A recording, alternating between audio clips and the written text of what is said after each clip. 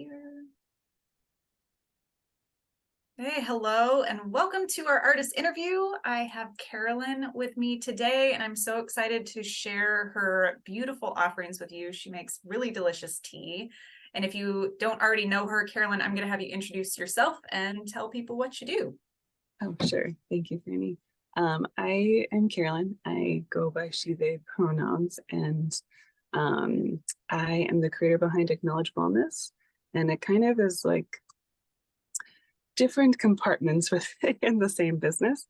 So if you've met me at markets, I share different herbal tea blends and skincare products rooted in Chinese medicine because I'm a Chinese medicine practitioner.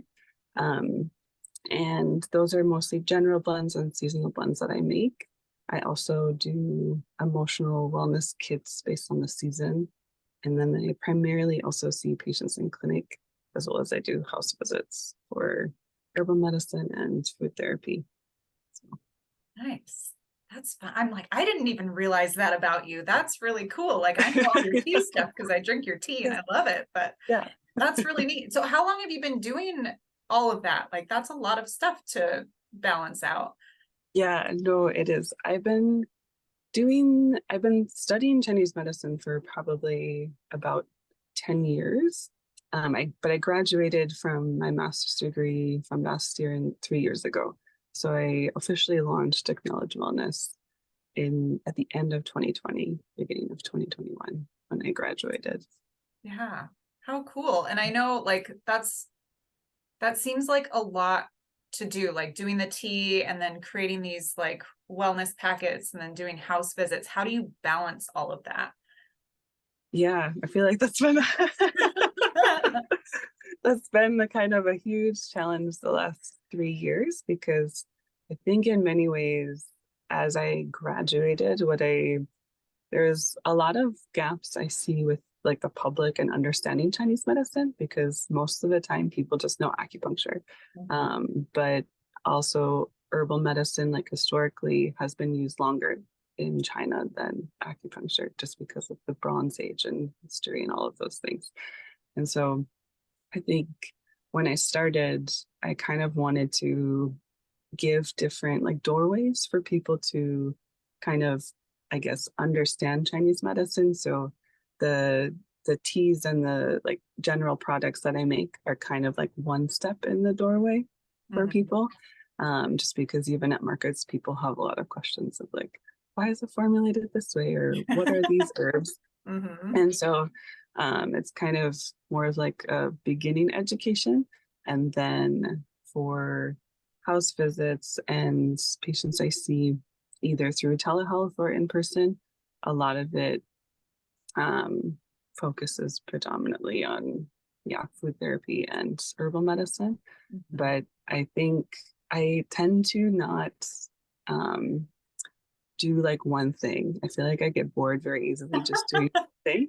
And so I think from the patients I see and at markets, I see like those gaps of like, oh, okay, what's something else I could create to have people understand Chinese medicine as well as other traditional medicines in a more tangible way?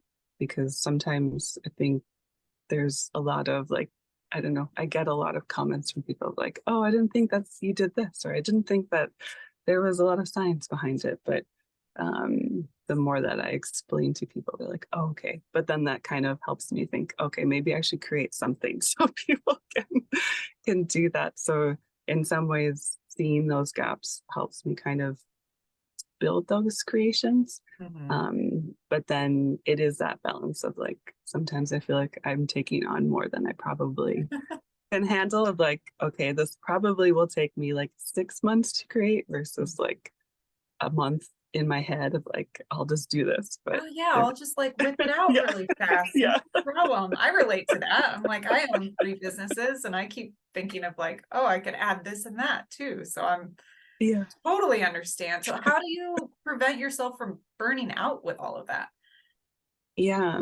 I feel like it's good we were talking about this before we went on because I think I've kind of been at a stage kind of more like late summer, this last summer, where I've been noticing that I've been burning out more so just physically because I've been doing more markets in the last year and a half, and I could just feel like my body was really breaking down. And a lot of times I don't really have many days off just because many of the patients I see, I either work with families, like the whole family, or a lot of times I work with the disabled community as well. And so I'm not always like having days off. And so I think with burnouts, a lot of what I've been learning is like how to pace myself, which will look very different for every single person because we have very different energy levels. Um, and so for me, it actually looked like maybe even like cutting down on markets or doing like maybe like one or two a season, Mhm. as well as um, what else did I do? I also saw less patients too. So I kind of have focused more on working with families for longer hours of time Mm. versus like having like so many patients to see. But I noticed when I've kind of cut that down, it has helped me a lot to kind of create more of like I have more time and space to think about what I want to offer, but it does take time. And I think that's the part of burnout is like as a small business, you want to try to get as many opportunities as possible. Especially when you're trying to grow and meet as many people to connect and build relationships with. And I think sometimes there's a lot of fuel of like I want to try to go to everything. But Yeah. then there comes a point where like as humans, like we don't have like that expendable energy all the time. What do you So mean? We aren't like yeah. superhuman? That would be so And, amazing. yeah, it would be. And so I think I realized too of like kind of the things of managing burnout is like what is actually like feasible for me? What can I do that is more maybe like investing in markets that I know will bring in a lot of people. Mhm. Um, and then to do markets that I also really like because of organizers or other things. And to also ask for help because a lot of times I do my stalls like all by myself. And Mhm. so sometimes it has me also had to ask other people for help of even if it's like setting up or taking down Yeah. uh, just in that capacity. Um, but that's kind of how I've been navigating it is trying to like slow down on markets and then kind of also allow myself to sleep when I'm tired.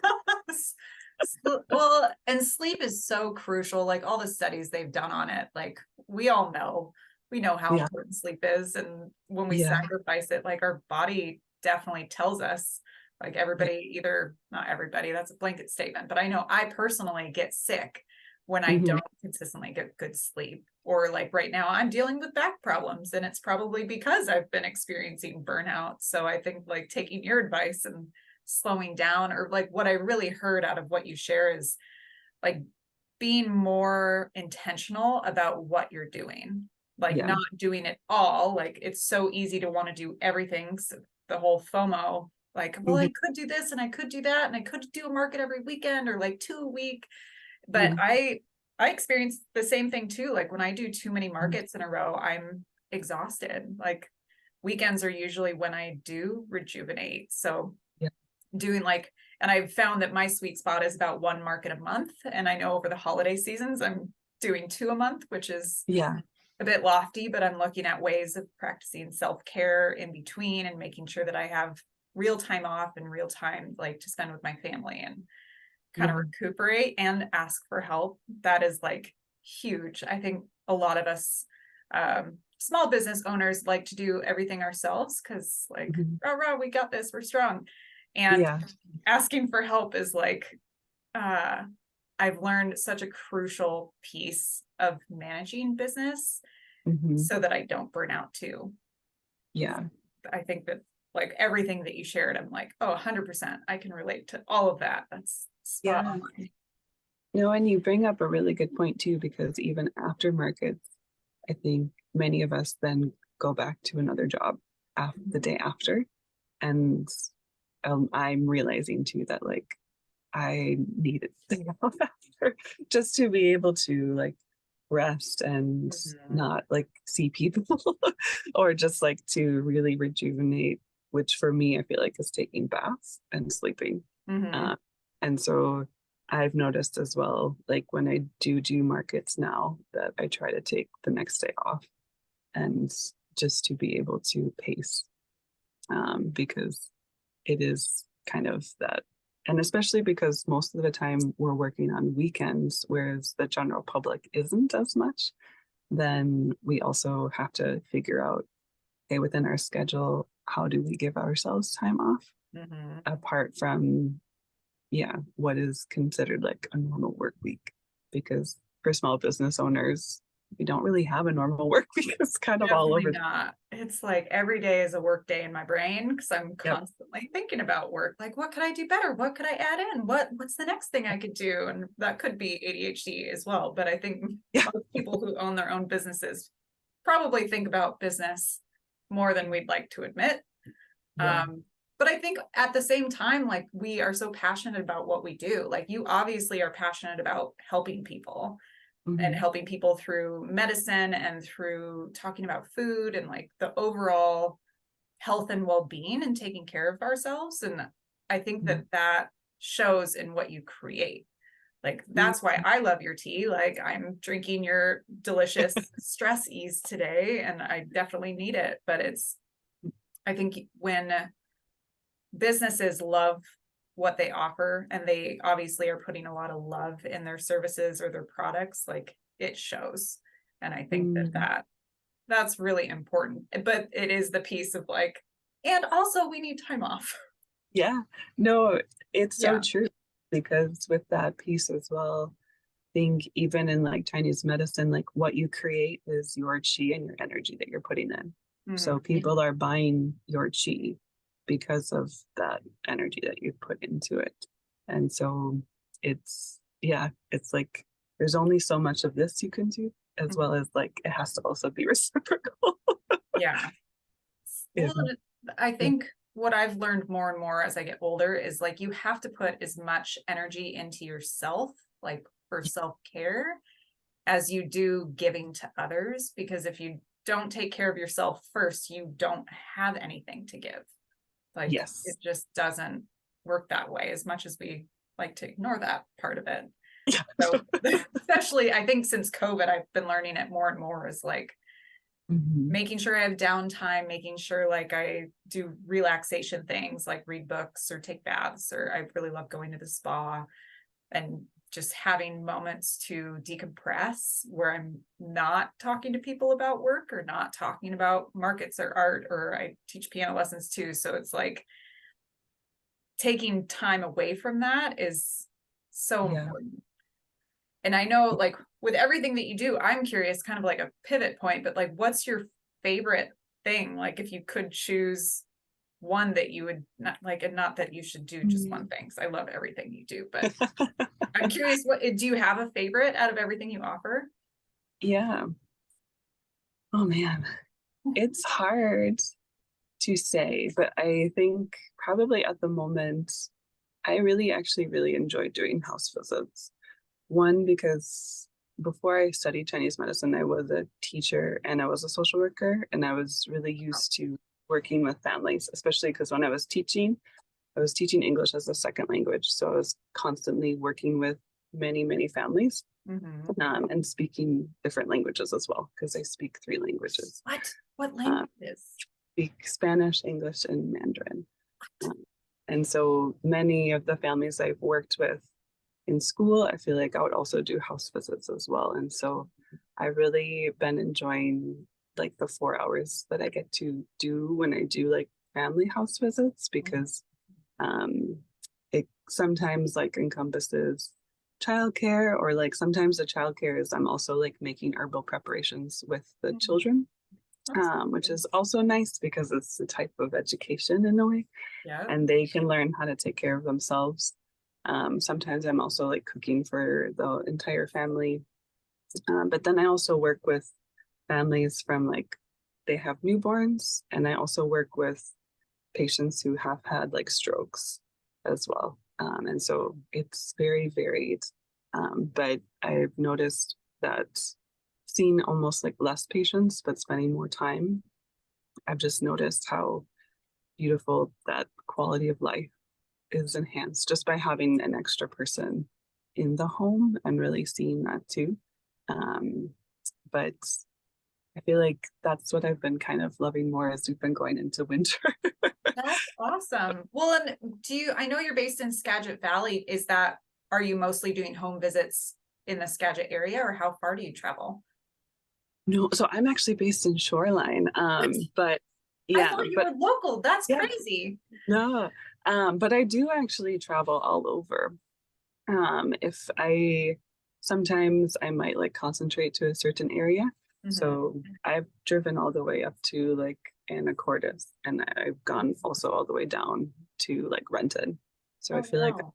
pretty mobile in that way. Yeah. Just because um, I've noticed too with like it's for many families it's hard to travel to clinics, Mhm. as well as for many people who have disabilities. It's also hard to travel to clinics, and I feel like COVID and the pandemic has really shown that Mhm. lack of accessibility to like clinic spaces, and so that's kind of what made me realize of like even markets of like traveling to Skagit Valley or traveling to other places, so that way Yeah. other people can access those resources. Even if I'm not local, I can still drive to be able to kind of create that accessibility too. Oh my gosh. I'm like, I feel like such a dummy that I didn't realize you came from Shoreline. You just fit Yeah, in so well in our yeah. community. Like, it just seems like you are already from here, but that just shows like how wonderful you are. So I know like we're wrapping up on our time, but Mhm. how can people find you? Like, how can they learn more about what you offer, and can they find you on social media? Yeah. If people are on Instagram, they can follow me at Acknowledge Wellness. Um, they can also go to my website, which is just acknowledgewellnessllc.com, Mhm. as well as usually like email is sometimes best if people want to contact me Nice. directly that way. Yay. And I'll put your links in the YouTube description too, so people have an Okay. easy way to get a hold of you. And I'm Mhm. so grateful that you were willing to let me interview you and have this conversation, because I got so much about like paying attention to burnout and like remembering how important it is to like, okay, take a step back, be a little bit Mhm. more selective of how much energy and effort I put out into what I'm doing. And I'm very grateful for that. So thank you. Yeah, no, thank you for having me. I was like, this is a great conversation. I feel like we could probably talk like another hour. Right. So that's how I'm like, oh, I could Yeah, easily talk to everybody forever. But I think like what's fun is we can probably do a follow-up, and it would be nice yeah. to check in with you in a couple months and see like how things are going and how like shifting what you're doing. Because I know you talked about like doing less markets and like focusing more on the family visits, like see how Mhm. that goes throughout the winter too, because I bet a lot of people will appreciate that help. Yeah, no, Yeah. definitely. Great. Well, I'll get this posted and I'm going to stop the recording. So thanks for being here. Thank you.